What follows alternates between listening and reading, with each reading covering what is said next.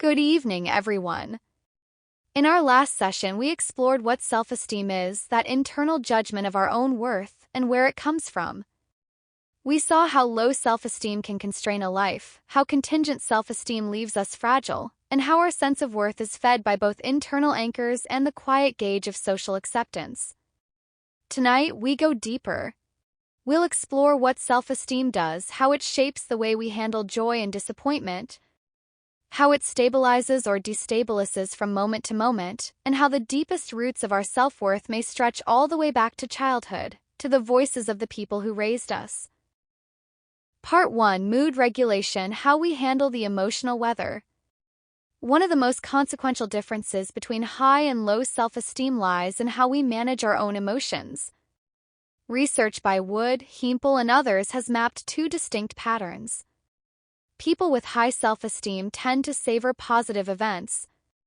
They let good feelings linger and deepen. And after a failure or rejection, they actively set goals aimed at repairing their mood and overcoming the setback. They don't deny the pain, they respond to it adaptively. People with low self-esteem, by contrast, often downplay positive feelings as if they don't deserve them and distract themselves from joy. After a failure, they are less likely to set mood repair goals. They remain passive in their own sadness, and that passivity prolongs the pain. Let me show you this in the lives of two men. Liam and Raphael are both in their late 20s, both single. Each goes on a date that feels promising, only to receive a polite message the next day. The other person didn't feel a romantic connection. The words are identical. The aftermath is not. Liam, who has high self-esteem, feels the sting immediately, a sinking in his chest that he doesn't try to deny. He calls a close friend and talks it through. It hurts, but not everyone is going to be the right fit. I know I'm a good guy. That evening, he goes for a long run, which reliably lifts his mood, and cooks himself a favorite meal. The next day, he sets a small goal: to try a new hobby where he might meet people organically rather than relying on dating apps. He signs up for a weekend hiking group. The rejection still matters, but he actively works to repair his mood and to turn the setback into a new direction. Raphael, with low self-esteem, reads the same message and feels a wave of shame. It confirms his deepest fear. See? I'm not attractive enough. I'm not interesting enough. Nobody will ever choose me. He closes the app, lies on his bed, and replays every moment of the date, searching for what he did wrong. He doesn't call anyone, he feels too embarrassed. Instead, he distracts himself with video games until 2 a.m, ignoring the sadness that pools underneath. Over the following weeks, he doesn't try to meet anyone new. The low mood lingers, untreated and unaddressed, because it feels more natural to him than the effort of trying to feel better. Liam acknowledged the pain and set mood repair goals. Raphael did not. The same wound, but one man reached for healing while the other let it fester. This is the maladaptive pattern of low self-esteem, not simply feeling bad but failing to fight back. Part 2: State and Trait: The Fluctuating Self. Of course, self-esteem is not a fixed number stamped on our souls. It fluctuates. Psychologists distinguish between state self-esteem, how you feel about yourself right now, which can rise after a success and drop after a failure, and trait self-esteem, the chronic, stable baseline that differentiates people over time. The difference matters enormously in a world of constant social feedback. Ravi and Anya both post a photo from a recent hiking trip. A day later, they check the responses. Ravi, who has high trait self-esteem, sees the post received a modest number of likes and a few supportive comments. His state self-esteem gets a mild, pleasant lift. He thinks, "Nice, people liked it," and then sets his phone aside to make dinner. If the post had been ignored entirely, he might have felt a brief flicker of disappointment. Oh, maybe the algorithm buried it, but the feeling would pass within minutes and would not touch his fundamental sense of being a worthwhile person. His baseline is high enough that social media metrics are a peripheral source of mood, not a pillar of his identity. Anya, with low trait self-esteem, sees that her post received fewer likes than she had secretly hoped. Her state self-esteem, which she has come to rely on these small digital validations to prop up, sinks sharply. She thinks, no one cares about me. People probably scrolled right past it. I'm so boring compared to everyone else. She deletes the post an hour later, embarrassed. The drop lingers into the evening, coloring her mood and making her withdraw from a family conversation. If the post had received many likes, her state self-esteem would have spiked temporarily, a brief, exhilarating high, but it would have been fragile, dependent on external approval and quick to evaporate when the notifications stopped. Both Ravi and Anya experience moment-to-moment changes in how they feel about themselves. That is state self-esteem in motion. But Ravi's high trait self-esteem provides a stable foundation, so external validation gives only a mild lift and its absence causes only a minor ripple. Anya's low trait self-esteem means her state self-esteem is both more dependent on external approval and more vulnerable to crashing when that approval is absent. Her fluctuations are larger, more painful, and more tightly tethered to the unreliable mirror of social media. Part 3. The Architecture of Trait Differences. Why do people with high and low self-esteem differ so fundamentally? Research by Baumeister, Tice, Hutton, and Campbell identified two underlying dimensions. The first is self-concept clarity. High self-esteem individuals have more thorough, consistent, and stable self-knowledge. They know who they are and they can articulate it. Low self-esteem individuals have sketchy, inconsistent self-concepts. Their self-knowledge is foggy and unreliable. Imagine two friends, both creating profiles on a dating app, sitting down to write their bios. Sanaa, with high self-esteem, writes quickly, book lover, amateur baker, and enthusiastic traveler. I'm curious about almost everything, deeply loyal to the people I care about, and I make a very good sourdough. Looking for someone who enjoys long conversations and doesn't mind flour on the kitchen floor. The bio is consistent with how she describes herself to friends. When she rereads it the next day, she still feels it accurately captures who she is. Aditi, with low self-esteem, writes, deletes, and rewrites her bio 5 times. First she writes, I'm adventurous, then immediately doubts it. Am I really? I went on one trek last year. She switches to I'm a quiet, introspective person, then worries that sounds boring and changes it to I love going out and meeting new people, which feels equally untrue. After an hour, she saves a vague, generic sentence. Just a normal person trying this out. She is frustrated and slightly ashamed because none of the versions felt like the real her, but she isn't sure who the real her is. Sanaa's bio emerges from a stable, well-articulated self-concept. Aditi's struggle reflects a self-concept that is inconsistent and uncertain. She cannot commit to any description because her self-knowledge is too sketchy to guide her.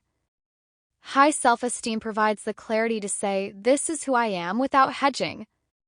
The second dimension is motivational orientation. High self-esteem people are self-enhancing. They capitalize on positives and pursue success. Low self-esteem people are self-protective. They focus on remedying shortcomings and, above all, avoiding failure. At a professional networking event, 2 recent graduates walk into a room filled with industry veterans and potential employers. Priya, with high self-esteem, scans the room and spots a CEO she admires. She thinks, she probably has interesting things to say, and the worst she can do is end the conversation early. She approaches, introduces herself, and asks a thoughtful question. Even if the conversation is brief, she feels she has gained something. She repeats the process several times, collecting business cards and leaving energized. Her internal narrative is, I belong here. Let me make the most of this. Dev, with low self-esteem, enters the same room and immediately feels out of place. He thinks, everyone here is more experienced than me. They'll think I'm just a clueless graduate. If I try to talk to someone important, I'll probably say something stupid and make a terrible impression. He spends the evening talking only to other recent graduates he already knows, hovering near the refreshments table. He leaves early, relieved it's over but disappointed in himself. Priya's self-enhancing orientation frames the event as an opportunity to pursue success. She moves toward potential reward. Dev's self-protective orientation frames it as a minefield to navigate without injury. He moves away from potential rejection. The same room, the same stakes, but entirely different motivational engines driving their behavior. Part 4, where it all begins, the role of parenting. So, where do these patterns come from? Theorists argue that parenting styles are among the strongest determinants of a child's self-esteem. Decades of research have categorized parenting along two critical dimensions: demandingness, the degree of control, discipline, and expectation, and responsiveness, the degree of warmth, support, and emotional attunement. Three distinct styles emerge, with very different consequences for the developing self. Authoritarian parenting is high in demandingness but low in responsiveness. These parents are strict, controlling, and punishing. Love often feels conditional on obedience and achievement.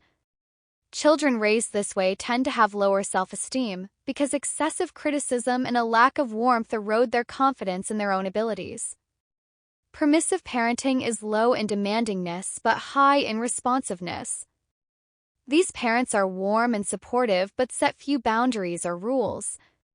Children raised this way also tend to have lower self-esteem, perhaps, as research suggests, because they lack the clear guidance and structure that help a child develop a sense of competence and self-discipline. Authoritative parenting strikes the balance. These parents are high in both demandingness and responsiveness. They are firm and have clear expectations, but they are also warm, supportive, and deeply responsive to the child's emotional needs. Children raised with authoritative parenting consistently show the highest self-esteem, because this style provides a secure base of support combined with clear standards for behavior. Let me bring this to life through a single painful moment in the lives of three young swimmers. Lara, Talia, and Isla all compete in the regional qualifier for the National Youth Championships. Each has trained intensely for months. None of them achieves the qualifying time. They all miss the cut by fractions of a second. The disappointment is crushing. What happens next is shaped by years of parenting. Lara has authoritarian parents. Her father doesn't hug her after the race. Instead, he says, "All that training for nothing. What was the point if you can't even qualify?" Lara already felt hollow, now she feels crushed. On the drive home, she thinks, "I'm a failure. I'm not good enough for anything. I've wasted everyone's time." She quits competitive swimming within a month. Her self-esteem, always fragile, shatters completely because she has learned that love is conditional on success, and she has failed. Talia has permissive parents. They rush to comfort her before she can even process the loss. "Oh, baby, that race was so unfair. The water was too cold, and that official probably timed it wrong. And honestly, those other girls looked so intense. Who wants to be like that? You're still a star. Let's go get ice cream." Talia feels a warm but hollow comfort. She doesn't examine her race, doesn't ask her coach what went wrong, and doesn't commit to a plan to improve. Deep down, she knows she's avoiding the truth. Her self-esteem is low because no one has ever asked her to face difficulty honestly, and she doubts her own ability to handle real challenges. Isla has authoritative parents. After the race, she finds them in the stands. She is fighting tears. Her mother wraps her in a long hug and says, "We are so proud of you. That was a brutal race, and you left everything in the pool." Later, after Isla has had time to rest, her father asks gently, "Do you want to talk about what happened? Not to criticize, just to understand so you can decide what comes next." Isla thinks it through. Her start was slow, her turn cost her precious time, and her nerves got to her. She shares this with her parents, and they help her talk to her coach about targeted training. Isla feels disappointed but not broken. She thinks, I missed this one, but I can improve. I know what to work on. She remains in the sport and comes back stronger the following season. Lara collapses under the weight of unrealistic expectations. Talia evades the pain and misses the chance to grow. Isla learns from the loss and builds genuine resilience. Authoritative parenting gave Isla the secure base and the honest challenge she needed to turn a heartbreaking loss into a foundation for future success, exactly the combination that builds lasting self-esteem. What we take with us. The thread that runs through all of this, mood regulation, state fluctuations, self-concept clarity, motivational orientation, and parenting, is a single insight. Self-esteem is not simply about feeling good. It is about having the internal resources to engage with life fully. When our self-esteem is high and stable, we can savor joy without guilt, recover from rejection without spiraling, and walk into a room of strangers with curiosity rather than fear. We know who we are and we can act on that knowledge. When our self-esteem is low and fragile, we dampen our own happiness, we hide from opportunity, and we lack the clarity to even describe ourselves. And these patterns are not random. They are shaped in large part by the balance of warmth and expectation we received as children. But here is the hopeful truth. Understanding these patterns is the first step to changing them. If you recognize yourself in Raphael avoiding mood repair, you can learn to set small, active goals after a setback. If you see yourself in Aditi uncertain of who you are, you can begin the slow work of articulating your own values and traits. If you are a parent or will be one day, you can aim for the authoritative balance, high expectations wrapped in unwavering warmth. Self-esteem is not a verdict. It is a construction, built early, yes, but rebuilt daily in the choices we make about how to handle joy and pain, how to pursue success rather than merely avoid failure, and how to hold both discipline and love in the same hands. Thank you.